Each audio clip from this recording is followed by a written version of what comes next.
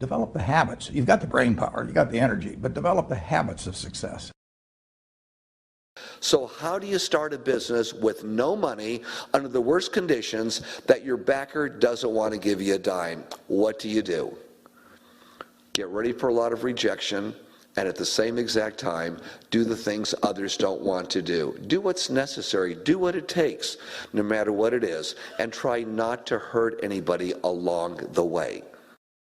You know, I often say there should be 12 people at the table, right? And we're having a discussion about something. And something may turn up that could be an opportunity. Half the people don't recognize it's an opportunity. A lot of people are comfortable in what they're doing. They don't want change.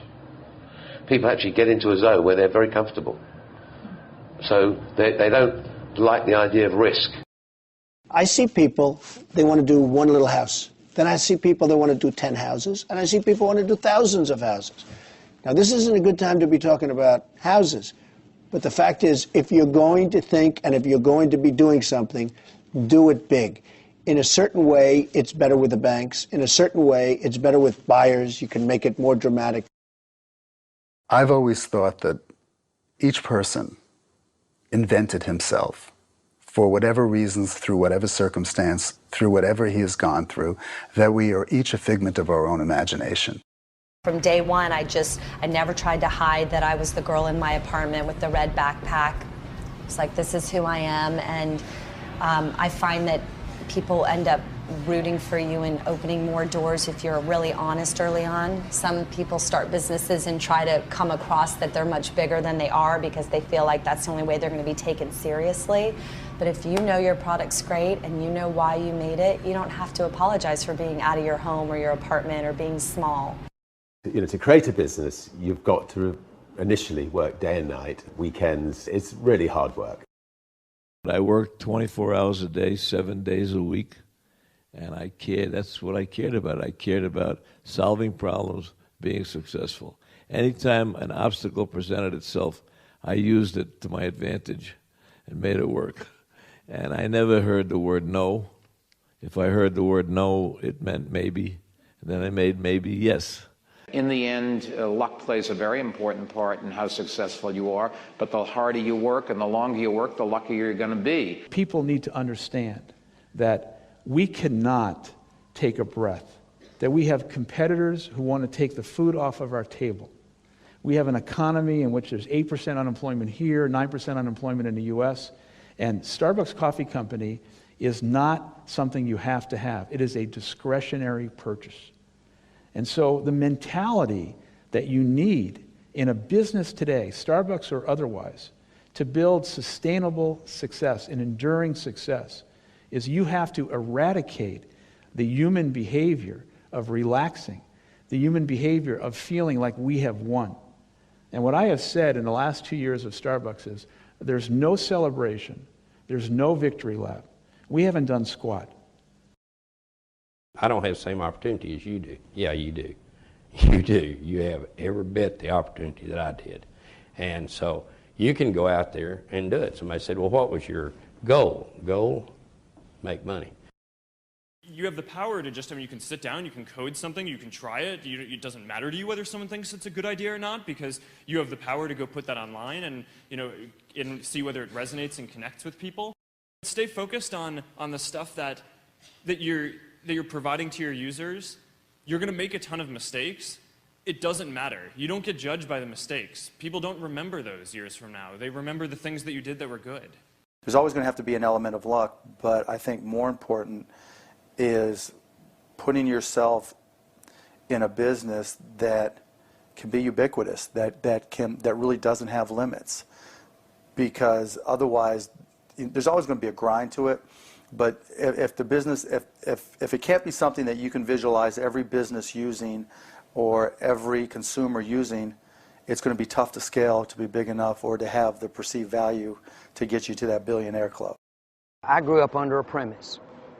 Go in an industry that has a large profit margin. Don't go in one that's slim.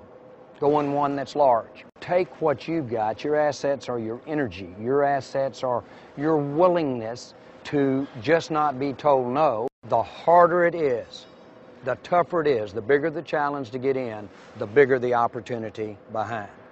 The opportunities behind are endless. Now, Apple, fortunately, is one of the half a dozen best brands in the whole world. Right up there with Nike, Disney, Coke, Sony. It is one of the greats of the greats, not just in this country, but all around the globe. And but even a great brand needs investment and caring. If Alexander the Great could conquer the known world, why couldn't I start CNN?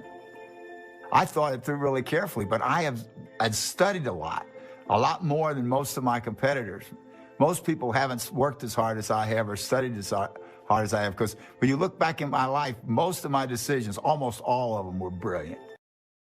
What fear is stopping you in your tracks and burning the soles of your feet? What if conquering that fear, whatever it is that keeps you from being what the Creator intended for you, what if you could unleash everything great in your life? Would you do it? Would you say yes to that? Don't allow anyone, friend, family, acquaintance, teachers, whoever it is, don't allow anyone to tell you that what you are dreaming for yourself and your family is not possible. It is possible. Don't be one of those people 20 years from now are going to be walking around in a 9-to-5 job, miserable and angry and bitter.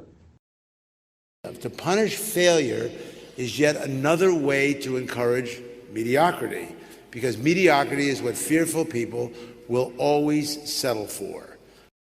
I like to see people. I think it's really important, even if it's 10 minutes. I hate all this new world of people aren't talking. So I like the idea of seeing people. I think you get a very different view when you look in somebody's eye. You know in a second whether it's right. I mean, I see these people, they're like 8 yards away at a desk and they're busy. I said, well, go and talk to them. Why are you emailing each other? Go have the conversation. What happened before email? People spoke. Hello, good morning, how are you? Companies like Google are not getting rich on user-generated content. They're getting rich on the content of companies like Viacom, and we're not going to put up with that. We're not going to put up with people taking our product and not paying for it. They want our product, they can have it at the right price. I'm going to put the vast majority of my energy, attention, and dollars into building a great product or service, and put a smaller amount into shouting about it, marketing it. Because I know if I build a great product or service, my customers will tell each other. You have to mix in some patience with that. New companies generally shouldn't exist. Existing companies are usually pretty good at what they do. And so for a new company to exist, it not only has to come in, go into business and bring a product to market, but it has to bring a product to market that's so much better than what already exists that it punches through the sort of status quo. How can you achieve your dreams? I'll tell you the secret, but nobody ever follows it. Just do things in life the way other people don't do that. Change the status quo, and then you'll succeed. I've said that 1,000 times, nobody listens. If you do anything, you're going to get in trouble. If you don't do anything, you won't be in trouble, but you won't get anywhere either.